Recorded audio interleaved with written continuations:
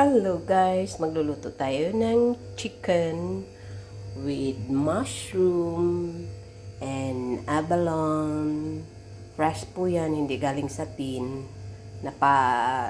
Lambot ko na yan. Ayan, nagpainit na tayo ng mantika. Ayan na yung ating ginger at saka bawang.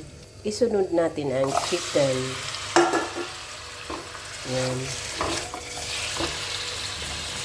Gisa lang natin. Yan pala ay dried mushroom yan na naipalambot ko na. Nasok na yan sa water.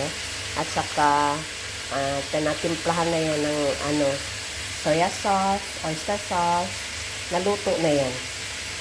Ayan guys, lagay na natin ang ating mushroom. Yan. Isa lang. Lagay na rin natin ang ating abalone. Yan. Lagyan natin ng soya sauce. Yan. Isahin. Lagyan natin ng oyster sauce. Kunti lang. Yan.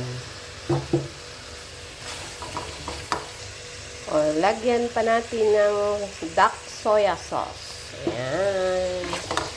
Yun. Lumitaw na ang kulay niya. Ayan. Ayan siya. Lagyan natin ng konting tubig para i-simmer natin.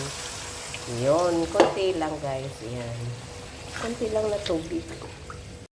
Ayan na guys. Luto na siya. Ayan.